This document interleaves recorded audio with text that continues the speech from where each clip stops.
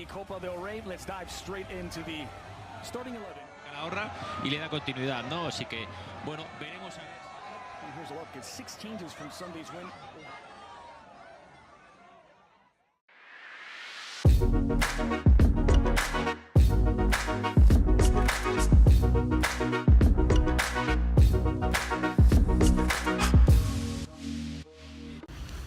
So I'm sat in the courtyard at the university, have a bit of a look around, and it's a little bit cold now. And I've got my coat on, but it's only about 12 degrees, it's not that cold. Back in England it's getting a bit chilly, I've been hearing. But here, yeah, it's a nice excuse to wear your nice new coat, even though it's still not cold. So, what's been happening? Real Madrid.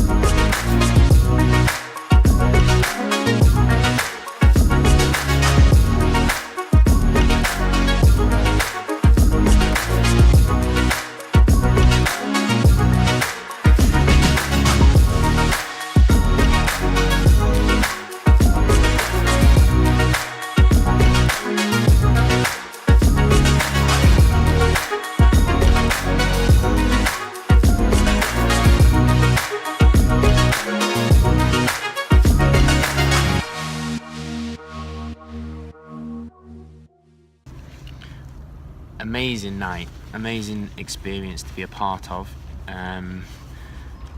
Although I wasn't involved in the game, to be part of a club facing Real Madrid is something that I never thought would happen. And being there on the night and seeing the players that played, Dani Ceballos, Lucas Vázquez, Marco Asensio, and Casilla, all those players, to watch their first touch and their quality on the ball. I think I saw one bad touch all night, and most of the team were lads my age, obviously the best in the world at my age, but still players 21, 22, 23. Just shows you what level we've got to get to, and you've got to work so hard to get there, because obviously those lads have worked that hard to be there, and the quality shows as a result. So we have to try and get to that level. But the game was frustrating, the result, to lose as a result of 2 penalties, but the glory of the Copa del Rey, we've got a second leg at the Bernabeu. It'll be difficult, but we have the opportunity to play them again. First half I thought we matched them. It was 0-0 at half time. I thought we played really, really well, and then second half, like I said, 2 penalties, but there wasn't a huge difference between the teams through the game. But on the night, to see Zidane, to see those players I've mentioned, to be a part of the occasion, to see the crowd there, 3 hours before the game, thousands were at the ground, to be with the players as they prepared for it, to be with them after the game, to be part of the squad as you face a team of that size, Champions League holders, La Liga holders. It was an incredible experience, and I can't wait for the second leg to do it all again. But there's things to learn from it. For me personally, the quality and the standard that I want to be at just shows the amount of work you've got to put in to get there, because it's unbelievably high. But what's the point of not setting goals if they're not high? So, an amazing experience, and one that I'll never forget, and I hope I've recorded enough of it to remember it.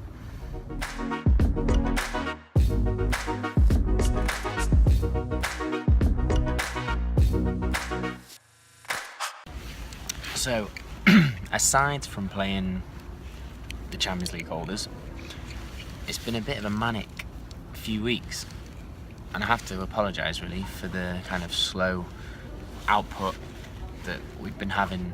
The university has been chucking midterm exams, and coursework deadlines and things. So aside from training, I've just been trying to study. We've been training pretty much every day, maybe one day off a week, so hopefully we can start getting back on the horse a bit with the content. I have the Loughborough lot coming out, can't wait for them to get here. I'm sure you'll see them all in some of the stuff that we do. End of November, the second leg for the Real Madrid game. Mum, Dad and Sean are coming for that, so it'll be lovely to see them. And then end of December, with the lovely winter break they give you here in Spain, we have a break from football and a break from uni, so it'll give me a few days to go home for Christmas. So looking forward to all of those, but really enjoying training, working hard. I can feel myself improving, I can feel myself getting better every day. It's hard work and there's lots of stuff I still need to get a lot better at, but my language is improving, my goalkeeping technique is improving. I feel like I'm getting stronger, faster, more flexible, and just having my gloves on every day and working every day is something that I haven't really done before to this high level. So yeah, I'm really enjoying it. Really busy, but I'm hoping to show you guys a bit more about it.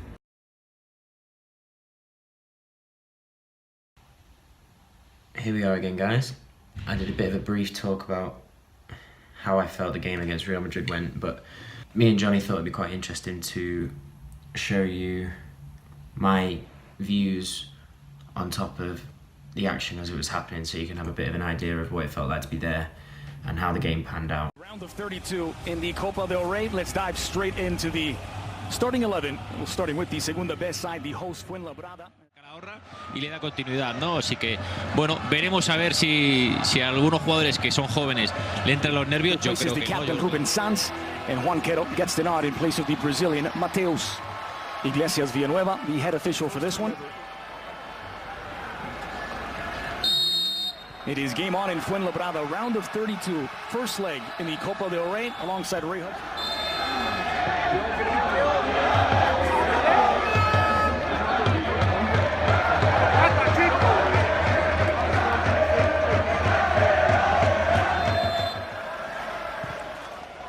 Swung in edge of the six, dangerous ball in. Kiko Casilla caught out in no man's land, but as you can see, actually, we had a lot of chances in the beginning of the first half.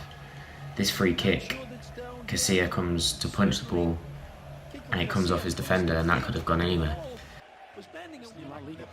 Y ojo, Fouto, porque tienen que entrar las asistencias. Sí, tienen que entrar las asistencias después de ese choque de Kiko Casilla para entender al futbolista del Real Madrid rápidamente. Ha llamado a esas asistencias Nacho Iglesias Villanueva porque el jugador del Real Madrid ha quedado un poco conmocionado.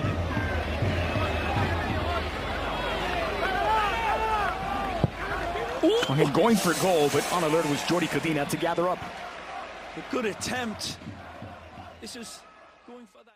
That free kick is whipped in at some serious pace. You don't know where the attackers are because you're focusing on the ball. So you're watching that delivery at pace. You have your eyes on the ball, you're not watching the attackers, you don't know where they're coming, you don't know if they're going to come and flatten you, which is a bit more likely in England than it is in Spain, but still, you have to be aware of it. You have to hope that your defenders are helping you out.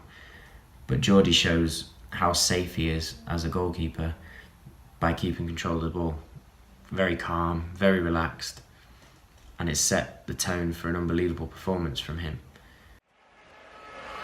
He's just a foot length away from making contact on this. He gets a little fortunate with it as it drops right here. But if that ball drops half a yard to the left, that's an opportunity.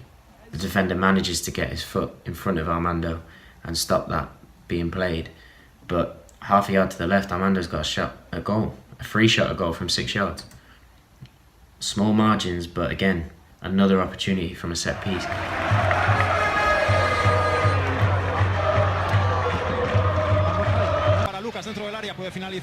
Real Madrid was starting to come into the game a bit now, and this was a dangerous play developing down the side. That strike from Llorente is a very, very clean strike, and if you watch carefully, it veers away from Jordi as he goes to save it. But somehow he manages to flash that left hand up and touch it onto the bar as he's going the opposite way. Now that's fast reactions. watching the ball, being on your toes, being ready for the strike, that could go anywhere. And the goal is a large area to cover. Brilliant save. So, half time, 0-0. We've had some chances from set pieces.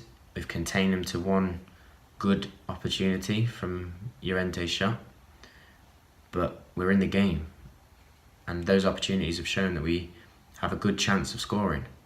And things are not quite falling, but if we stay in and stay close to them, and the later we take it in the game, the more opportunity we have of winning.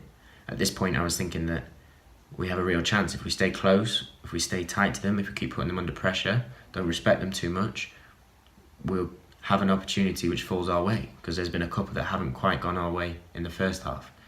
But beginning the second half, Real Madrid started to settle down. They started to keep the ball, move the ball well. Like I've said before, their touch and their quality of pass was unbelievable.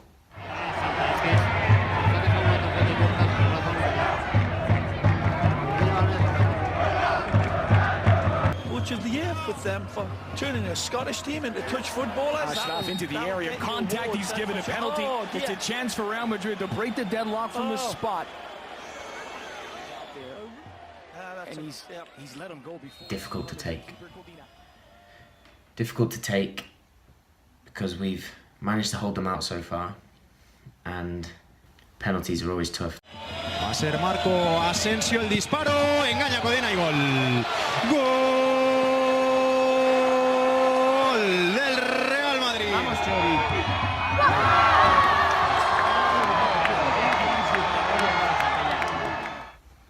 So we pick ourselves up, half an hour to go. You just take the decision, you take the goal against, and you see what you can do. But we were by no means deflated. The lads came out and they attacked them again. They kept working hard. We made sure that we were close to it. And a second goal will kill the game at this point. A quick second goal after the first you've conceded, it will knock all the wind out of your sails, it will knock all the enthusiasm out of the crowd, and Real Madrid will just keep the ball for fun. They'll keep it away from you and they'll make sure you don't get close. The play gets developed down the right hand side. This cross and this header, but that save. Again, brilliant save. Manages to move his feet, the ball gets played wide, you're watching the cross but you're keeping an eye on the players entering the box. Cross is put in, good header, move your feet and push off with that right leg. That push, extension and spring with the right hand extended, that's a brilliant full length save. Paul and Jordi, I couldn't ask for two better goalkeepers to watch and to learn from. And Jordi's showing you and me and everyone there that day just how good he was. Then this happens on the 78th minute. Another penalty given. It's a second penalty for Real Madrid. This time it's Paco Candela, and he's sent off. Second yellow card for Candela, picked up his first in the 74th. The third and final substitution for Antonio Calderon. That's the next Espanyol midfielder. Lucas Vazquez doubles the lead for Real Madrid. It's Fuenlabrada 0. Another brilliant penalty, right in the corner. Doesn't look like there's much power on it. Sometimes you don't need the power if you're that accurate. It's very, very difficult to get to. So 2 penalties. But again, I'm thinking at this point, we've shown that we can match them. We've shown that we can play against them. And we showed that we had the opportunities to score goals. Things just didn't quite fall for us. But we have the second leg. It's not over. Cup competitions, it's never over till the final whistle. And having that second leg gives you the opportunity to change the result. As an occasion, I learned so much from it. Watching those players, both Fuenlabrada and Real Madrid players, it showed me the level that I have to work for. And on another level, just as a fan, to be there and to experience preparing to play against and playing against Zinedine Zidane's team, those players, unbelievable experience. And the fact that we get the opportunity to go to the Bernabeu and play the second leg, something to look forward to in the future. But that game, the crowd that was there, 7,500 I think there were, I hope they all enjoyed it, because I learned so much from it, and it was an amazing experience to be a part of, and something that I never thought that I'd get the opportunity to do. So, on to the second leg. But we were close. We were close. Another day could have been very different. But yeah, I hope you enjoyed that insight, and I hope you enjoyed watching a bit of Fuenlabrada play. But thanks for watching. Speak to you in a bit.